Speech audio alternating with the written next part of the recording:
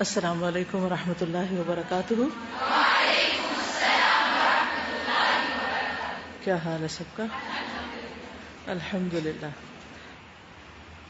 نحمده ونصلی علی رسولہ الکریم، اما بعد فاعوذ باللہ من الشیطان الرجیم، بسم اللہ الرحمن الرحیم، رب اشرح لی صدری ویسر لی امری واحلل عقدۃ من لسانی یفقہوا قولی۔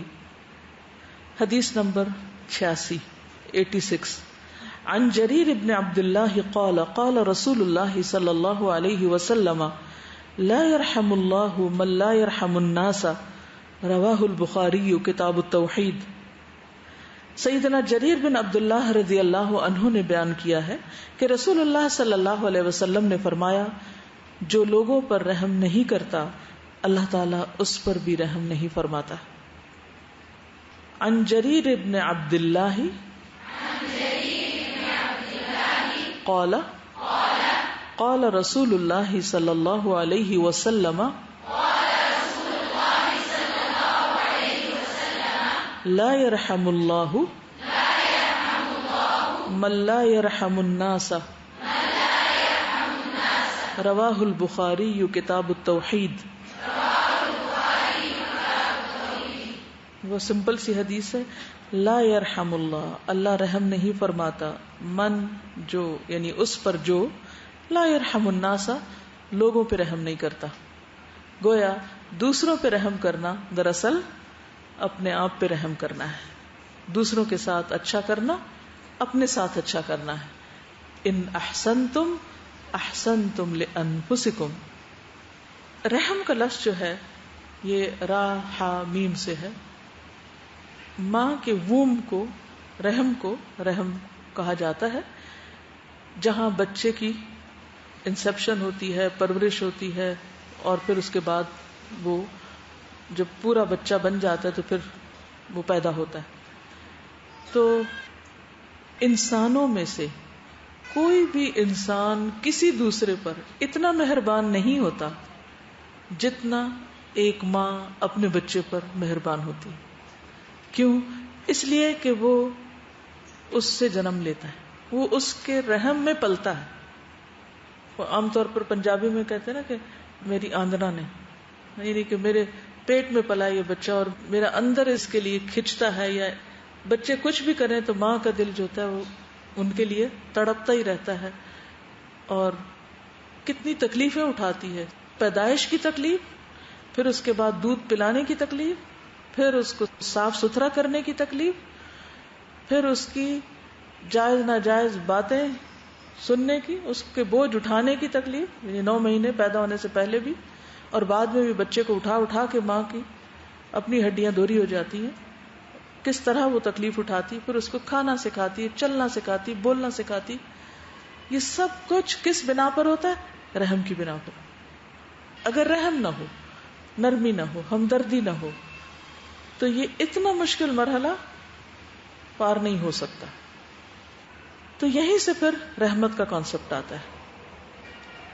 اور اللہ سبحانہ وتعالی نے قرآن مجید کے بالکل آغاز میں اپنی ان 2 صفات کا ذکر کیا جو رحم پر مبنی ہے، الرحمن الرحیم، بسم اللہ الرحمن الرحیم میں بھی اور الحمدللہ رب العالمین الرحمن الرحیم میں بھی۔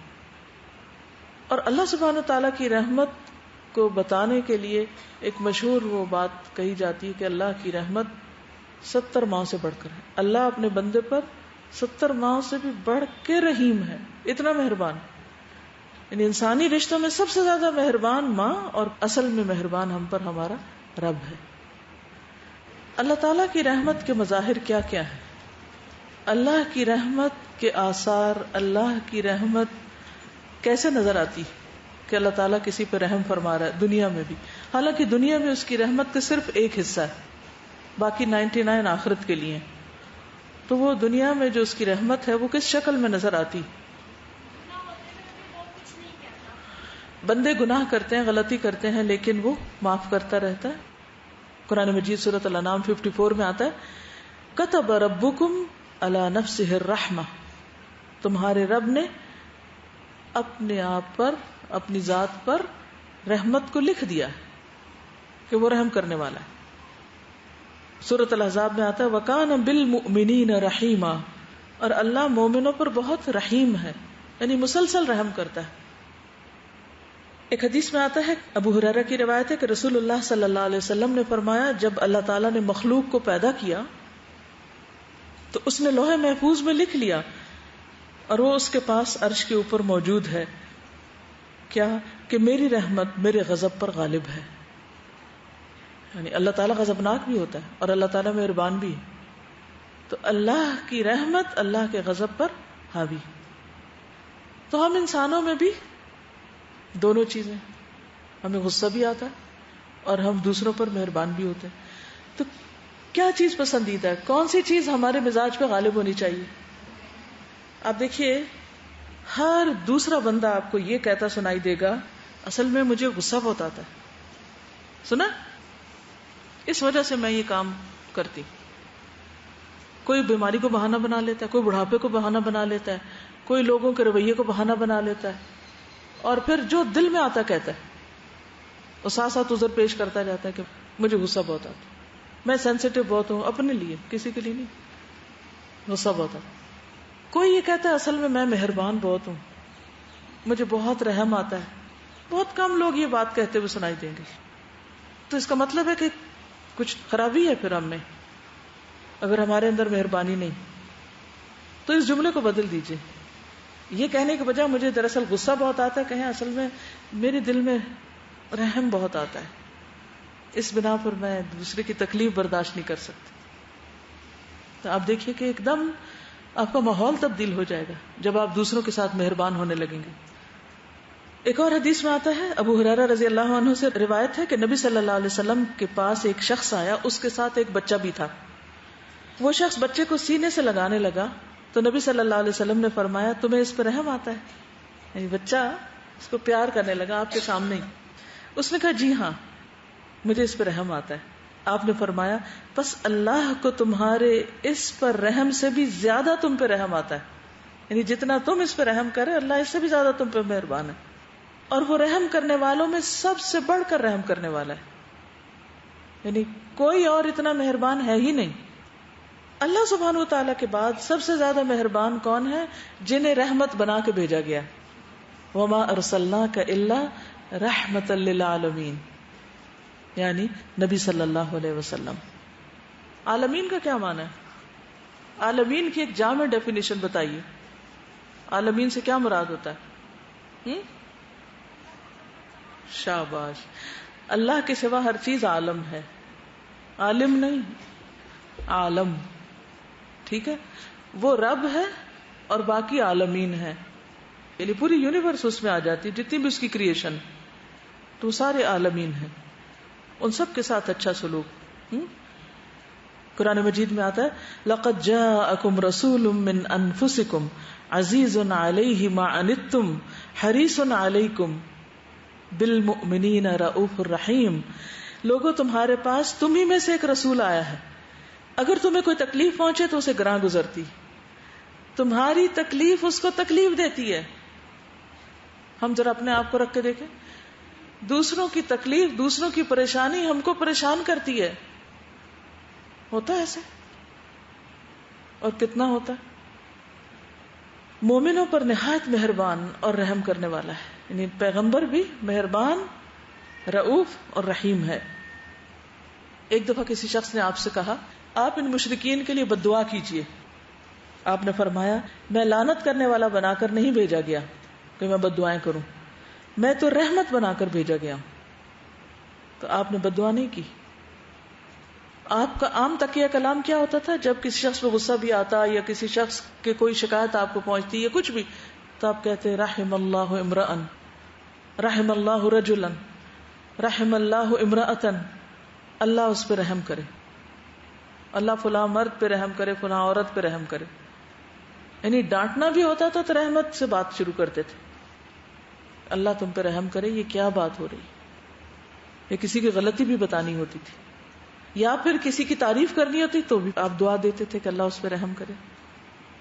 ایک شخص آپ کے پاس آیا دیہات میں سے، کہنے لگا اللہ کے رسول صلی اللہ علیہ وسلم یہ بتائیے کہ میں ایک دن میں اپنے خادم کو کتنی بار معاف کروں. اپنے غلام کو کتنی دفعہ معاف کروں؟ آپ نے فرمایا 70 بار. 70 بار. اگر دن میں وہ 70 غلطیاں کرے اور معافی مانگ لے تو 70 بار معاف کر دو، درگزر کرو. ہم کیا کرتے ہیں؟ وہ کہتے 100 دفعہ سمجھایا، حالانکہ 1-2 دفعہ بات کی ہوگی، 1-2 کو 100 بنا دیتے ہیں. اگر غلطی بتانی بھی ہو تو طریقے سے نہیں بتاتے کہ دوسرے کو سمجھ آ جائے. اسی طرح آپ نے کیا فرمایا کہ مزدور کی مزدوری کب دو؟ پسینہ خشک ہونے سے پہلے. یعنی اس نے محنت کی، اس کا صلہ اس کو دو. یہ بھی رحم میں آتا ہے. اب دیکھیے کہ رحم کرنا ضروری کیوں ضروری ہے؟ اس کا فائدہ کیا ہے؟ تاکہ اللہ ہم پہ رحم کرے اپنے لیے. پھر ٹھیک ہے، آپس میں محبت پیدا ہوتی ہے، تعلقات اچھے ہوتے ہیں، دعائیں ملتی ہیں. یہ جو بات ہوئی تھی نا کہ ایسا کام کریں کہ دوسرے دعائیں دیں، تو اگر آپ کسی کی تکلیف میں، کسی کی مجبوری میں، کسی کی مشکل میں آپ اس کے کام آتے ہیں تو یہ آپ دعائیں لینے والا کام کرتے ہیں. آپ تھوڑی سی غور و فکر بھی کیا کیجئے کہ مختلف چیزیں جو سخت ہیں اور جو نرم ہیں ان کے ایفیکٹ کیا ہوتے ہیں. مثلا بادل جو ہیں وہ کیا ہیں؟ نرم ہوتے ہیں. ان کا اکٹھا ہونا کتنا آسان ہے نا. حالانکہ ان کے اندر جو پانی ہے اس کا وزن آپ کو معلوم ہے کتنا ہے. جب وہ زمین پہ گرتا ہے تو بعضوں کا زمین کو پھاڑ دیتا ہے. اگر وہ اکٹھا ہو کے کہیں بہنے لگے تو دریاؤں کے کٹاؤ سے آپ دیکھیں گاؤں کے گاؤں بہ جاتے ہیں، اتنا شدید اس کا دھارا ہوتا ہے. لیکن وہی پانی اتنے ہی وزن کا جب وہ بادلوں میں ہوتا ہے، بھاری بادل، قرآن مجید میں بھی آتا ہے بھاری بادل، سحابا ثقالا، لیکن ان کے اندر کتنی نرمی ہے. لہذا جب انہیں اکٹھے ہونا ہوتا ہے تو کتنے آرام سے سارے اکٹھے ہو جاتے ہیں. اتحاد، اتفاق. اور پھر اس سے کیا ہوتا ہے؟ بارش برستی جو اوروں کو بہت زیادہ فائدہ دیتی. اس کے برعکس اتنے ہی وزن کا پتھر لے لیں، اس کو اگر آپ نے اکٹھا کرنا ہو کتنا مشکل کام ہے. تو کچھ لوگ بادلوں کی طرح ہوتے ہیں اور کچھ لوگ پتھروں کی طرح ہوتے ہیں. جو لوگ پتھروں کی طرح ہوتے ہیں ان میں اتفاق نہیں ہو سکتا. اس خاندان میں، اس لوگوں کے اجتماع میں اتفاق، پیار، محبت، ایک دوسرے کے دکھ درد پر تکلیف ہونا، ایک دوسرے پر شفقت کرنا، ایک دوسرے کی قدر کرنا، ایک دوسرے کا احترام کرنا، یہ صرف اس وقت ہو سکتا ہے جب ہر ایک کے اندر نرمی ہو. اسی لیے نبی صلی اللہ علیہ وسلم نے فرمایا تھا لیس منا، وہ ہم سے ہی نہیں، وہ تو باہر ہے. من لم یرحم صغیرنا، جو ہم سے چھوٹے پر رحم نہیں کرتا. چھوٹوں کا مقابلہ نہیں کیا جا سکتا اگر کوئی غلطی کرے. بڑے بڑے ہوتے ہیں، چھوٹے چھوٹے ہوتے ہیں. تو لیس منا، وہ ہم سے ہی نہیں، ہم میں سے نہیں. کیونکہ ہمارے ساتھ تو وہی آئے گا نا جس کے اندر نرمی ہوگی، تو وہ ساتھ مل جائے. جو چھوٹے پہ شفقت نہیں کرتا ولم یؤقر کبیرنا، اور ہمارے بڑے کی عزت نہیں کرتا، وہ باہر ہیں. ہم اس حدیث کو پڑھتے ہیں، سنتے ہیں، ہم مذاق سمجھتے ہیں، ہم سمجھتے کوئی بات نہیں، ہم توبہ کر لیں گے، معافی مانگیں، لیکن اپنا رویہ نہیں بدلتے. تو آپ سوچئے کہ جب ہم پتھروں کی طرح ہو جاتے ہیں سخت، حالانکہ پتھروں سے بھی کیا نکلتے ہیں پھوٹ کے، چشمے نکلتے ہیں، پانی نکلتا ہے، وہ جھک جاتے ہیں، وہ ٹوٹ پڑتے ہیں، وہ گر جاتے ہیں، لیکن انسان نہیں پھر نرم ہوتا. پھول کی پتی سے کٹ سکتا ہے ہیرے کا جگر، کلام مرد نازاں پہ نرم و نازک بے اثر. کوئی چیز ان کو نہیں مولڈ کرتی. تو یہ جو سختی ہوتی ہے نا، جس چیز کے اندر آتی ہے، حدیث میں آتا ہے، وہ اسی کو خراب کر دیتی، اور جس چیز میں نرمی آتی ہے اس کو خوبصورتی بخشتی. جہاں نرمی ہوتی ہے وہاں خیر ہی خیر آتی، اور جہاں سختی ہوتی ہے وہاں خرابیاں پھیلتی. وَكَانَ بِالْمُؤْمِنِينَ رَحِيمًا. الرحمن تو عام رحمت ہے اللہ کی طرف سے، الرحیم مومنوں کے ساتھ ہے. نبی صلی اللہ علیہ وسلم کس کے ساتھ مہربان تھے؟ مومنوں کے ساتھ. بالمؤمنین رؤوف الرحیم. صحابہ کرام کی ایک صفت قرآن مجید میں بتائی گئی ہے، سورۃ الفتح 29، محمد الرسول اللہ والذین معہ اشداء علی الکفار رحماء بینہم. بہت واضح کر دیتی ہے یہ آیت کہ صحابہ کرام کا طرز عمل کیا تھا.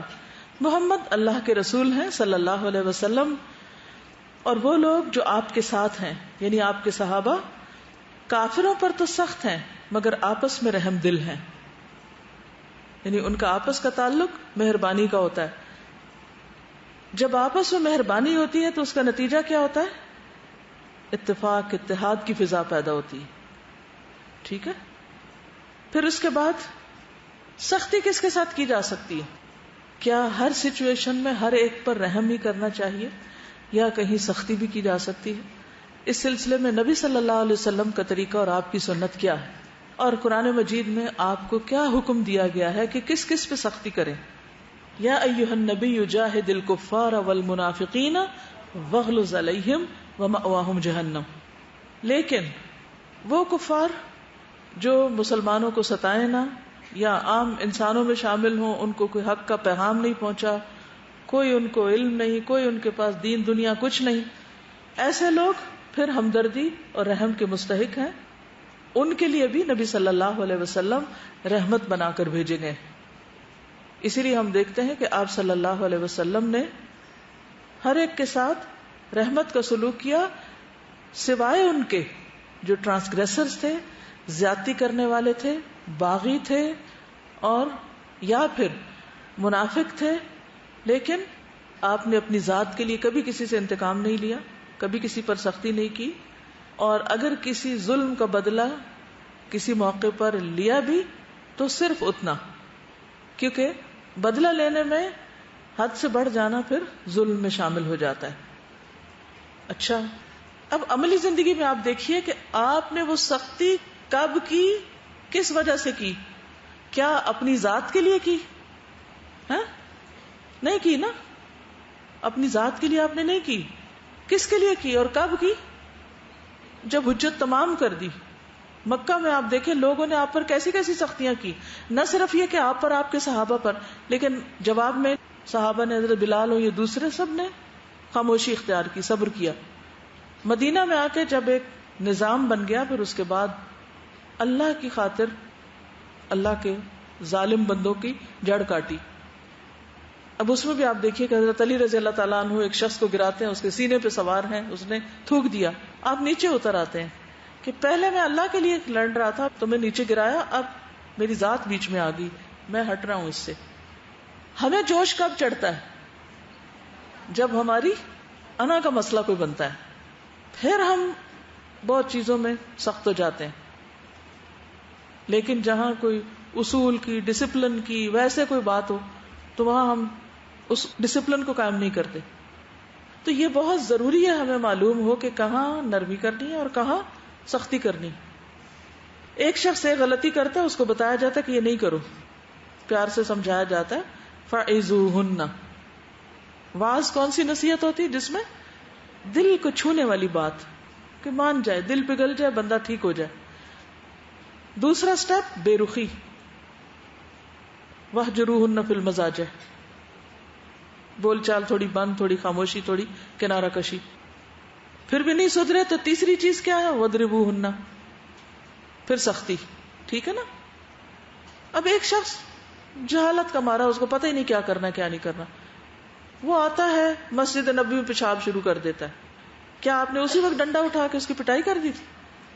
نہیں کی، کیونکہ ابھی اس کو بتانا ہے، باقی اس کو سمجھانا ہے. تو آپ نے اس کی غلطی پہ اس کو کچھ نہیں کہا، بلکہ صحابہ کو روکا کہ اس کو نہیں کرو کچھ، اور بعد میں اس کو سمجھایا. اسی طرح ایک اور شخص آیا، وہ کہنے لگا کہ اللہ تعالیٰ مجھ پہ رحم کرے اور محمد صلی اللہ علیہ وسلم پر رحم کرے، اور اس کے علاوہ کسی اور پر رحم نہ کرے. تو اس پر آپ نے کیا فرمایا تھا؟ کہ یہ زیادہ عقل مند ہے یا اس کا اونٹ؟ یعنی یہ ناسمجھی کی بات کر رہا ہے. تو یہ نہیں ہونا چاہیے. کل بھی بات ہوئی تھی نا کہ آپ جب کوئی ری ایکشن شو کر رہے ہوتے تو یہ دیکھیں بھی اگلے میں کیا کیپیسٹی ہے، وہ کون ہے، کس سے نرمی کر رہے ہیں، کس سے سختی کر رہے ہیں، اور کتنے سٹیپ کے بعد آپ سختی پہ آئے. جانور کو بھی ذبح کرنا ہو تو پہلے اس کو سہلایا جاتا ہے، اسے پانی پلایا جاتا ہے، اس کو ہاتھ پھیرا جاتا ہے، اور اس کو چھری تیز کی جاتی ہے، اور وہ بھی چھپا کے، اور پھر اس کے بعد اس کو کاٹا جاتا ہے. اور وہ بھی طریقہ بتایا گیا کہ کہاں سے کاٹنا ہے، اور یہ نہیں کہ وہ سارا کاٹ کے بس جھٹکے سے رکھ دیا، جھٹکا اسی لیے تو منع کیا گیا. تو یہ سارے طریقے سلیقے آنے چاہیے. کب نرمی کرنی ہے، کب سختی کرنی ہے تو کتنی کرنی، اس کا تعلق پھر حکمت سے. مثلا ایک شخص نے شراب پی تو آپ نے کیا فرمایا آؤ اس کو مارو. یہ کوئی نرمی تھی؟ کیا تھا؟ سختی تھی. ٹھیک ہے نا. کیوں سختی کی؟ کیوں آپ نے مروایا؟ کسی نے تھپڑ مارا، کسی نے کپڑے سے مارا، کسی نے کچھ مارا، کسی نے کچھ. بہرحال اس پہ حد قائم کر دی گئی. ایسی برائی کا سد باب جس میں سراسر اس بندے کا نقصان تھا، دنیا کا بھی آخرت کا بھی. آپ کو پتا ہے کوئی بھی نشہ صرف آخرت کے اعتبار سے نقصان دہ نہیں، دنیا کے اعتبار سے بھی ہے. کیوں؟ اس میں انسان کی صحت کو بھی نقصان ہوتا ہے، اس کی جیب کو بھی نقصان ہوتا ہے، اس کے گھر والے بھی سفر کرتے ہیں، اس کی عقل کو بھی نقصان ہوتا ہے، بہت سی خرابیاں اس میں. تو وہ اپنے آپ پہ رحم نہیں کر رہا، یہ اس پر رحم کرتے ہوئے اس کو مارا جاتا ہے. یہ کوئی اپنی ذات کی خاطر انتقام نہیں لینا ہوتا ہے. اچھا، آپ کو کل میں نے حدیث سنائی تھی کہ جب سب نے اس کو مار لیا تو اس کے بعد ایک شخص نے کیا کہا؟ اللہ تجھ کو رسوا کرے. تو نبی صلی اللہ علیہ وسلم نے کہا آمین. کیا فرمایا آپ نے؟ تم اپنے بھائی کے خلاف شیطان کی مدد نہ کرو. حد جاری کرنا یہ تو اس کے فائدے میں تھا، لیکن اس کو ایسی باتیں سنانا اور اس کو بددعا دینا، دس از نان سینس. اس بندے سے نفرت کا سبق نہیں سکھایا. ٹھیک ہے. اور اس پر باتیں بنانے کی اجازت بھی نہیں دی، بددعا کی اجازت نہیں دی، اور لیٹر آن اس کے ساتھ کسی قسم کی کوئی کمنٹس دینے کی اجازت نہیں. بس ہو گئی بات، ہو گئی، ختم، کوئی انگلی نہ اٹھائے. تو یہ اخلاق سیکھنے کی ضرورت ہے. ایک شخص سے غلطی ہوئی، اس کی اصلاح ہوئی، اس کو ڈانٹ پڑی، اس کو ایکسپیل کر دیا گیا، کوئی بھی اس کی جو بھی پنشمنٹ اس کو دی گئی، کیا اس کے بعد ہمیں حق ہے کہ ہم اس کے بارے میں تبصرے کرتے رہے؟ یا وہ کہیں چلتی نظر آئے تو کہا دیکھا وہ ہے، وہ فلاں جا رہی ہے؟ نہیں. نہ منہ پہ شرمندہ کرنے کی ضرورت ہے، نہ بیک بائٹنگ کی ضرورت ہے، نہ کسی اور کو بتانے کی ضرورت ہے، اور نہ ہی کچھ اس کے بارے میں سوچنے کی ضرورت ہے. بس ہو گیا، جو ہونا تو ہو گیا. غلطی کی سزا ملی، بس بات ختم. آئندہ نیکسٹ ٹائم آپ اس سے ملیں گے تو کیسے ملیں گے؟ جیسے اس نے کوئی غلطی کی ہی نہ ہو. کیونکہ حدیث میں آتا ہے التائب من الذنب کمن لا ذنب لہ. گناہ سے توبہ کرنے والا ایسا ہے جیسے اس نے گناہ کیا نہ ہو. الصفح الجمیل کیا ہے؟ الصبر الجمیل کیا ہے؟ الحجر الجمیل کیا ہے؟ بعد میں تبصرے بند. ٹھیک ہے نا؟ فل سٹاپ.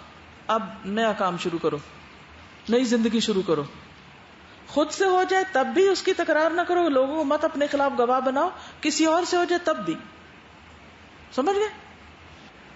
ایک اور سچویشن، فتح مکہ ہو رہا ہے.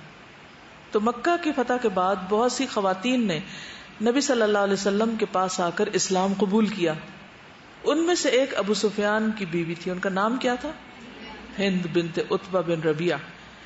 یہ وہی تھی جنہوں نے حضرت حمزہ کی لاش کا مسئلہ کیا تھا اس کا، اور ان کے اعضاء چبائے تھے کچھ. تو وہ عورتوں کے گروپ میں تھی. وہ بھی آئیں حضور صلی اللہ علیہ وسلم کے پاس. کہنے لگی کہ اگر میں نے آپ کے سامنے کلام کیا تو آپ پہچان جائیں گے، اور اگر آپ نے پہچان لیا تو شاید آپ مجھے قتل کر دیں. ڈر رہی تھی. تو کہنے لگی کہ میں نہیں بولوں گی. اور اس نے اپنا چہرہ بھی نقاب سے چھپا رکھا تھا. لیکن جو ہی آپ صلی اللہ علیہ وسلم نے بیعت لینا شروع کی، چپ نہ رہ سکی، بول پڑی. وہ بیعت کیا تھی؟ وہی آیت جو آپ کو یاد کروائی جاتی رہی. کیا یاد ہے کسی کو؟ اذا جاءک المؤمنات یبایعنک علی الا یشرکن باللہ شیئا، اور ولا یسرقن ولا یزنین ولا یقتلن اولادہن. شاباش. اچھا، اب جب یہاں تک بات آئی ولا یقتلن اولادہن کہ اپنی اولادیں قتل نہیں کریں گی، تو ہند کہنے لگی ولا نقتل اولادنا، بہت گستاخی سے، ایک طرح سے اونچی آواز میں، کہ ہم اپنی اولادوں کو قتل نہیں کرتے، ہم نہیں ایسا کرتے. کہنے لگی آپ نے ان کو بدر کے دن قتل کیا تھا، آپ جانے اور وہ جانے، یعنی ہمارے بچے آپ نے قتل کر دیے. 70 لوگ مارے گئے تھے نا کفار کے. ربیناہم صغارا فقتلتموہم کبارا، ہم نے ان کو چھوٹے ہوتے ہوئے بہت پالا تھا، یعنی محنت کی تھی ان پر. جب وہ بڑے ہوئے تو آپ نے قتل کیا، اور اب آپ ہمیں کہہ رہے ہیں کہ ہم قتل نہ کریں. وہ کہنے لگی کہ تقتل آباءہم وتوصینا باولادہم، آپ ان کے باپوں کو قتل کرتے ہیں اور آپ ان کی اولاد کے بارے میں ہمیں وصیت کر رہے ہیں. تھوڑی دیر کے لیے سوچئے، آپ کہیں درس دے رہے ہیں، آپ کسی کو کوئی اچھی بات بتا رہے ہیں، آپ کسی کو نصیحت کر رہے ہیں، اور وہ بندہ جواب میں روڈ ہو کر آپ سے کہتا ہے کہ آپ ہمیں تو نصیحت کریں اور آپ نے ایسا کیا اور ایسا کیا اور ایسا کیا، کہ انت قتلتہم یوم بدر وانت وہم ابصر ربیناہم صغارا فقتلتموہم کبارا تقتل آباءہم وتوصینا باولادہم. اور یہ نہیں تھا کہ وہ اکیلے کھڑے ہو کے یہ بات کر رہی تھی، عورتوں کو اور ایک اور گروپ میں بات کر رہی تھی. آپ کا جواب کیا ہو سکتا ہے؟ آپ نے کیا کیا ہوگا؟ کیا کیا ہوگا؟ آپ نے کہا ہوگا عورت بیٹھ جاؤ، چپ کرو. اور تمہیں یاد ہے تم نے کیا کیا جرائم کیے ہوئے؟ تم نے میرے چچا کے ساتھ کیا کیا تھا؟ کیا آپ نے کوئی ایسا تانا دیا، کوئی ایسی بات کی؟ کیا کیا آپ نے؟ اور آپ کو معمولی انسان ہیں، آپ اللہ کے رسول ہیں، بہت بلند مقام پر فائز ہیں، لیکن آپ کی رحمت اور آپ کی شفقت کیا تھی؟ اور اس سے پہلے بھی وہ اس قسم کی باتیں کر چکی تھی.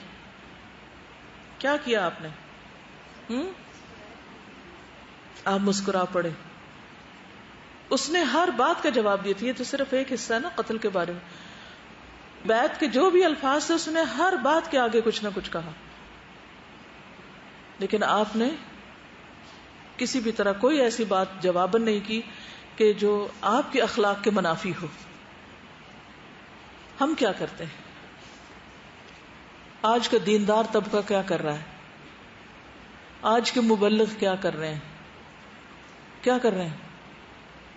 اگر کسی کے ساتھ آپ کی ریلیجن پر کوئی بحث ہو جائے، اختلاف ہو جائے، تو آپ کہاں کھڑے ہوتے ہیں؟ کیا طریقہ اختیار کرتے ہیں؟ بحث کا، اور اس بحث میں جیت کر کامیاب ہونا چاہتے ہیں. حالانکہ اور طریقے بھی جیتنے کے ہوتے ہیں. ضروری نہیں ہوتا کہ جیتنا بحث میں جیتنا ہی ہو. ایک اخلاقی جیت بھی ہوتی، یعنی اگر آپ بحث میں نہیں جیتے تو اس کا یہ مطلب نہیں کہ آپ ہار گئے، آپ پھر بھی جیتے ہیں، آپ کسی اور چیز میں جیت گئے جس کو دوسرا نہیں سمجھ رہا. اب پھر وہی بات ہے کہ ہم سب اپنے لیے کیا چاہتے ہیں کہ ہم پر رحم کیا جائے، ہم سے کوئی غلطی ہو تو ہمیں معاف کر دیا جائے. موسیٰ علیہ السلام کو جب خضر نے تھوڑی سی سختی کی تو انہوں نے کیا کہا؟ الم اقل لک انک لن تستطیع معی صبرا ولا ترہقنی من امری عسرا. میرے معاملے میں مجھ پر سختی نہ کیجیے، یعنی میں بھول گیا ہوں، غلطی ہو گئی، آپ سختی نہ کیجیے. کیونکہ بعد میں ایسی چیزیں یا انسان کا کانفیڈنس ختم کر دیتی، یا اس کو غلط راہ پہ لگا دیتی، اس کو ضد میں ڈال دیتی، نقصان دہ ہوتی ہیں یہ چیزیں. تو جو شخص یہ چاہتا ہو کہ اللہ تعالیٰ اس پر رحم فرمائے، اسے کیا کرنا چاہیے؟ دوسروں پر رحم کرنا چاہیے.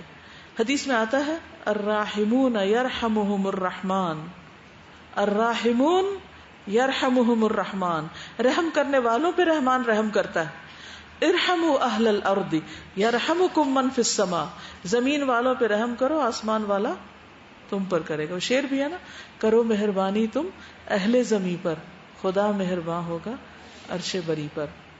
یعنی دنیا میں بھی انسان پر رحمت آتی، آسانی ہوتی.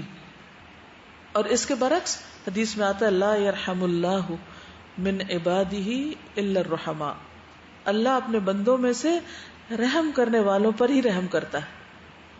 اسی طرح دوسروں پر رحم کرنا، نرمی کرنا، یہ جنت میں لے جانے والے کاموں میں سے.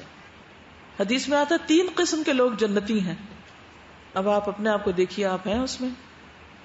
ذو سلطان مقسط، انصاف کرنے والا، صاحب اختیار شخص، اتھارٹی، رسوخ رکھنے والا، صدقہ کرنے والا جسے نیکی کی توفیق دی گئی، متصدق موفق. ورجل رحیم رقیق القلب لکل ذی قربى ومسلم، رحم اور شفقت کرنے والا شخص، ہر قرابت دار اور ہر مسلمان کے لیے نرم دل. کیا کہا؟ بتائیے.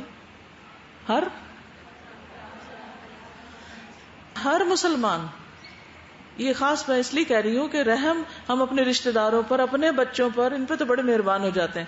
کسی اور کا بچہ ہو تو پرواہ نہیں، تو یہ نہیں ہونا چاہیے. وَعَفِيفٌ مُتَعَفِّفٌ ذُو عِيَالٍ، پاک دامن، نہ مانگنے والا، عیال دار، یعنی اس کو ضرورت بھی ہے پھر بھی وہ کسی کے آگے ہاتھ نہیں پھیلاتا. پھر کیا صرف انسانوں کے ساتھ رحم کرنا چاہیے یا جانوروں کے ساتھ بھی کرنا چاہیے؟ جانوروں کے ساتھ بھی کرنا چاہیے. آپ کو یاد ہوگا کہ وہ شخص جس نے ایک کتے کو جو کیچڑ چاٹ رہا تھا کنویں میں اتر کے پانی لا کے اس کو پلایا تھا، اللہ تعالیٰ نے اس رحم کے بدلے میں اس کو جنت کی بشارت دی، حالانکہ اس کے اور بہت سے غلط کام تھے. تو یہ ایک ایسی صفت ہے جس کی وجہ سے انسانوں کے بڑے بڑے گناہ معاف ہو جاتے ہیں، کہ جب انسان کسی پہ رحمت اور شفقت کرتے ہوئے اس کی تکلیف دور کرتا ہے. نبی صلی اللہ علیہ وسلم نے فرمایا بدبخت انسان سے ہی رحمت چھینی جاتی ہے، یعنی جو رحم نہیں کرتا پھر وہ بدبختی اس کی شروع ہو جاتی. ایک اور حدیث میں ایسا بندہ ناکام اور نامراد ہوا جس کے دل میں اللہ تعالیٰ نے انسانیت کے لیے رحم نہیں رکھا. آپ دیکھیے کہ جتنے بھی ایسے لیڈرز جو رحم نہیں کرتے تھے اپنے اپنے لوگوں پر، ان کے انجام کیا ہوئے تاریخ ہمیں بتاتی. سب سے زیادہ ہماری رحمت کا مستحق کون ہے؟ ہمارے اپنے والدین، اپنے بچے، اپنے رشتہ دار، اور ان کے لیے دعائیں بھی کرتے ہیں رب ارحمہما کما ربیانی صغیرا. اللہ سے بھی دعا کرتے ہیں کہ اللہ ان پہ رحم فرمائے. حضرت انس کہتے ہیں کہ نبی صلی اللہ علیہ وسلم اپنے گھر والوں اور بچوں کے لیے بہت رحم دل تھے. گھر والوں اور بچوں کے لیے.